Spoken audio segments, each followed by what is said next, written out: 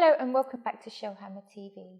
Again, I'm here with Dr. Schellhammer, and today we're going to be having our fourth and final discussion on his theory of human development. Now, if you've missed our previous videos, we discussed prenatal care, postnatal care, early childhood years, and the influence of mental functions on human development. Now, today we're going to be discussing epigenetics. And like I say, this is our fourth and final one. All our videos can be found on Schellhammer TV.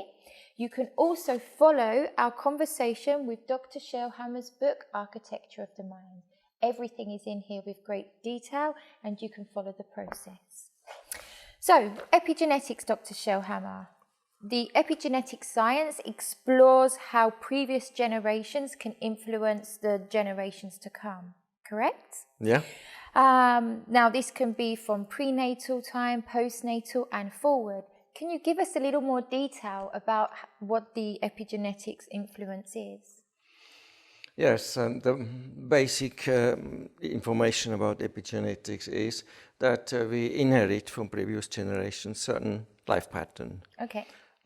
So this can be stress factors from 50 years, 100 years, 200 years ago. Can be certain wars, especially wars. They, over several generations, the people inherit the traumas, certain patterns of fear. In that context, obviously also scarcities. This always affects entire generations and including towards the future. It is said that up to 14 generations there is a risk that we inherit traumatic situations or patterns of life. Means political theater mess. Quite strong is, I would say, the element of higher risks. Epigenetics found out that certain people from certain areas easier inherit the critical elements from the history. Means that with starting our life here, we are connected with the past somehow. It's too difficult to explore these details. It goes into biology, it goes into energetic matters, but the fact is relatively clear that previous generations transfer to the next generation entire life experiences. Okay, and I know you touched slightly on it's relating to biology, and I suppose what you're saying is we have things stored in our DNA which then influence us. Are these biological factors or are they environmental factors as well that influence our genetic makeup? It is certainly, first of all, seen from the science, it is a biological topic. Okay. But on the other hand, they found out that entire psychological patterns are inherited. Patterns of mental patterns, for example, lower, medium or higher level of education, certain ways of living, the culture as a whole creates covers an entire society. Mm-hmm. And it's not that a new generation, a newborn baby, starts with zero. No. Somehow, each human inherits such elements from these past patterns. Epigenetics focuses mainly on illnesses, obviously, and on the risk factor to inherit previous illnesses. So things like traumas are carried through. I know there was studies done in the mid-60s around the children from the survivors of the Holocaust, and they carried that trauma through. Right. So that's what you're saying. We have previous generations that would have gone through traumatic experiences, but it's almost like the memory or the aftermath of that is carried on through the future generations. Yeah, right. Is there anything that can be done to say, okay, I understand that maybe I have this trauma within me. What can be done to rectify it or to prevent it being passed on again and again? Yeah, I can start connecting 100 years ago, psychology 100 years ago, with Sigmund Freud, Carl Gustav Jung, and there are 100 more pioneers from the first decades, last century. They found out that we inherit in the present life through our experiences certain patterns. Can be patterns of punishment, can be fear in a society, can be love stories, obviously, that creates traumas, also violence, and humans build up from prenatal, postnatal, and then during life such patterns. This is in general called about unconscious complexes. Okay. So we inherit or we create ourselves certain patterns, we suppress these patterns, and then we depend on the unconscious codex, what we learned before about that. So this, in that sense, is how psychology starts exploring our worlds, postnatal. A factor here is to mention that we can indeed learn to understand our complexes or people having complexes. So either they explore to understand it or they live with it. So psychotherapy, the main work of psychotherapists is first to understand the biography of a client and then to find out, let's say, specific experiences that had a traumatic effect. Traumatic effects always force the people, the individual, to repeat the unconscious complexes. So one important aim is, in this context, to dissolve unconscious complexes.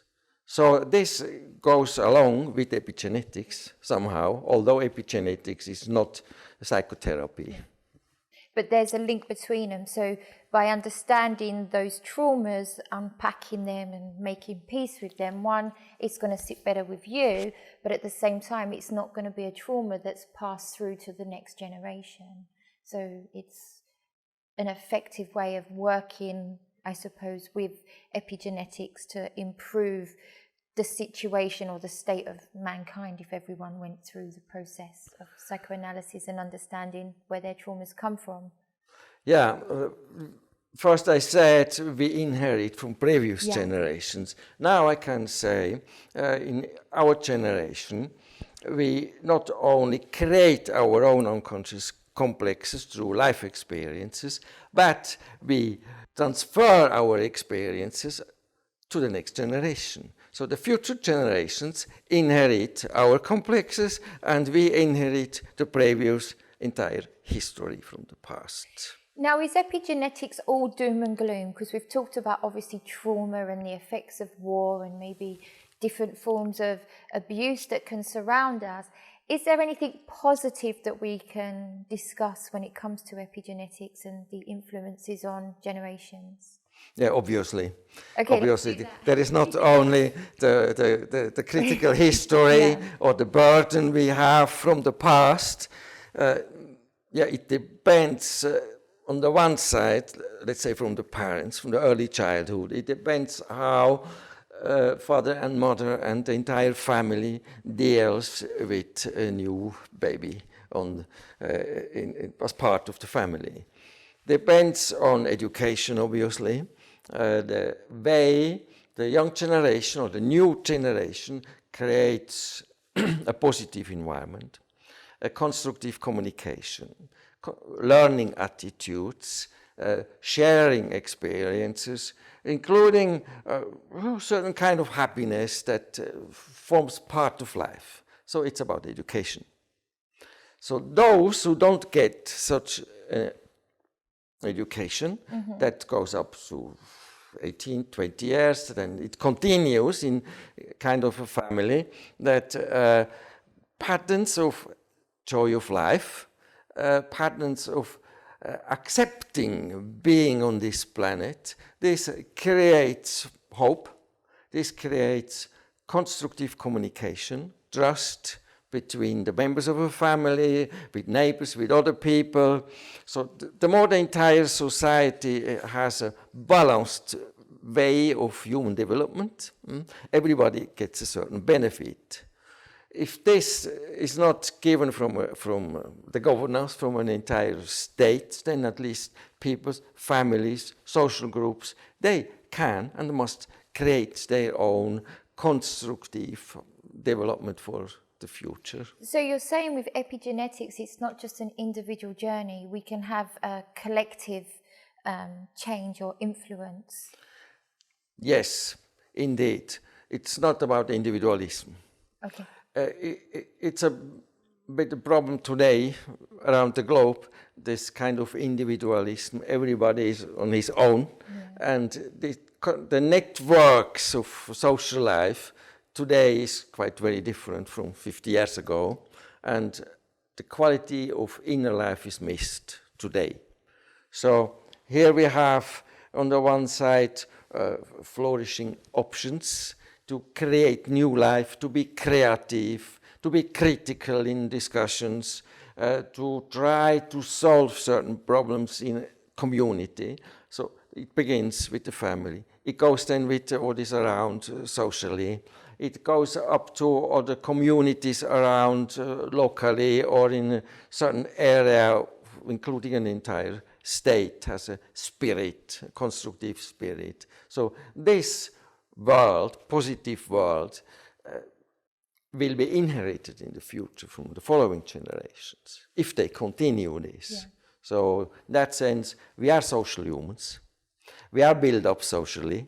We are built up from a big environment.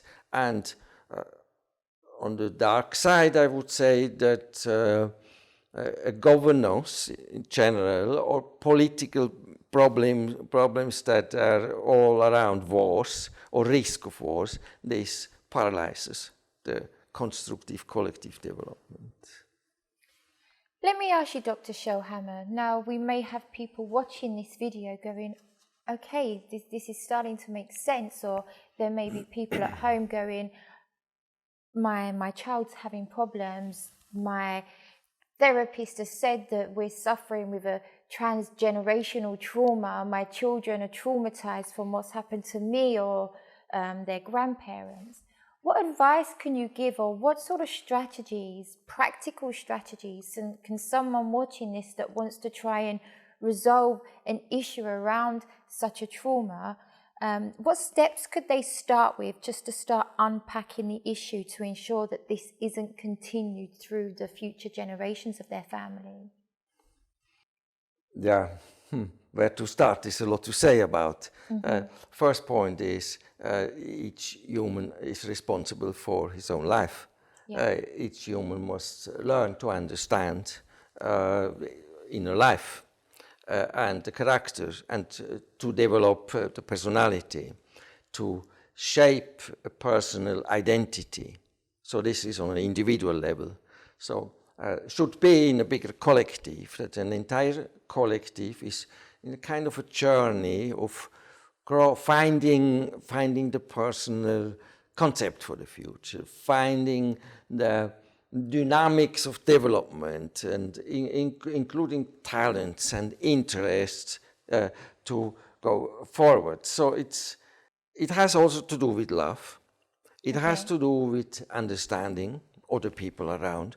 It has to do with respect, and always with developing. Development is the core of everything. So Dr. Schellhammer, you're saying if there is a family that's maybe having to deal with some trauma from previous generations, through communicating, discussing the issues, being loving, accepting and honest, but really understanding the effects it has without judgments, this is the beginning steps to allowing someone to overcome the effects from that trauma. And then you're saying with further self-development, interests, and like you say, always involving education to make yourself more fulfilled, you can take those extra steps to overcoming those traumas, and as an effect, it's not going to be passed down to the next generation. Is that what you're saying? Yes, I want to start with an example. Yeah. In the past, in certain areas around the globe, not everywhere, people were used to consult psychotherapists, for example, to solve a certain problem. Yeah. So, and then they worked probably for a year or two, depending on the traumas, on the unconscious complexes. So it's not overnight, it's a process. This is a process that, depending on the circumstances, depending on age also, and interest, it takes a certain time to work out the issues. Nowadays, if people have a depression or another certain problem, can't sleep at night, they go to the psychotherapist. After 20 minutes, they have a little pep. They go then to the pharmacy, and it doesn't help. It doesn't change anything. It's numbing the pain rather than resolving. Yeah. So the conclusion is we are forced to learn. We are forced to find the knowledge about ourselves, to understand ourselves. We are forced to become responsible for our state in general, for our mind, for the way we think, and we need to learn. We need to learn every day. We need to learn every year. And with the 20 years, 30 years, 40 years, still I would say you need to learn. And this is a way of living.